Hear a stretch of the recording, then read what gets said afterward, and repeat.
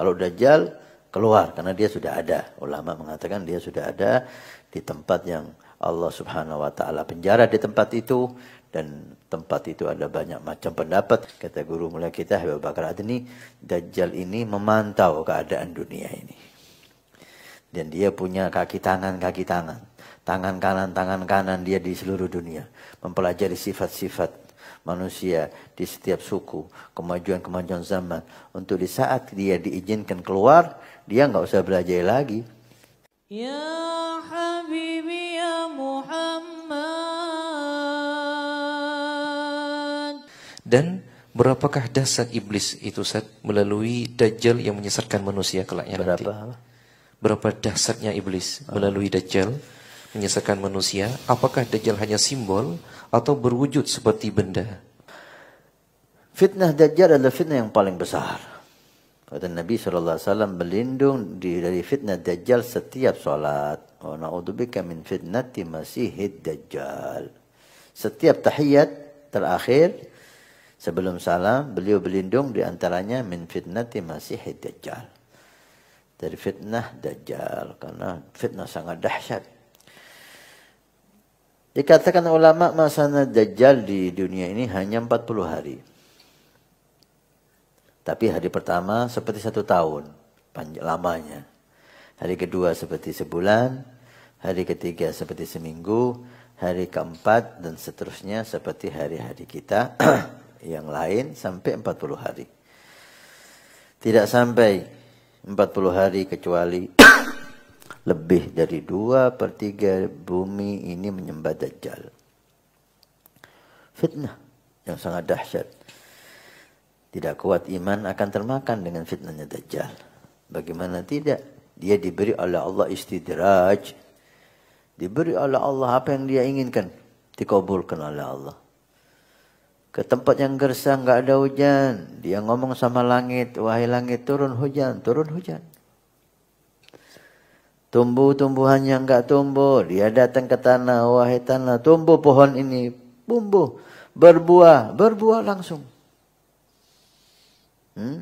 Yang beriman dikasih kekayaan oleh Dajjal.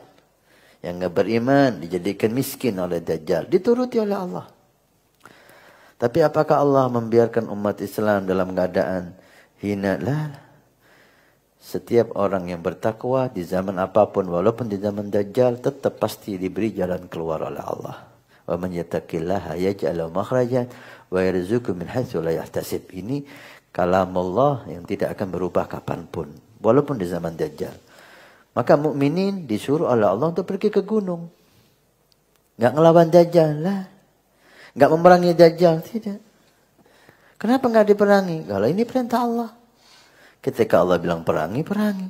Ketika Allah bilang jangan diperangi, hindari, hindari.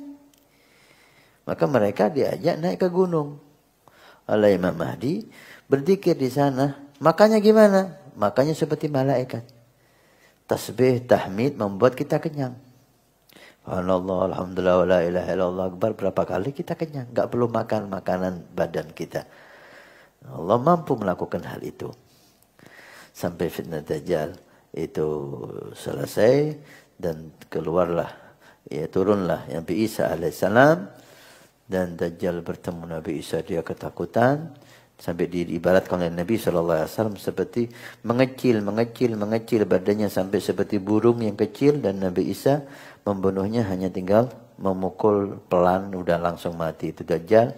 Dan Nabi mengatakan kalaupun gak dipukul mati sendiri itu Dajjal. Inilah skenario dunia yang sudah dibuat oleh penciptanya Allah. Skenarionya semacam ini, tidak ada satupun yang bisa merubahnya.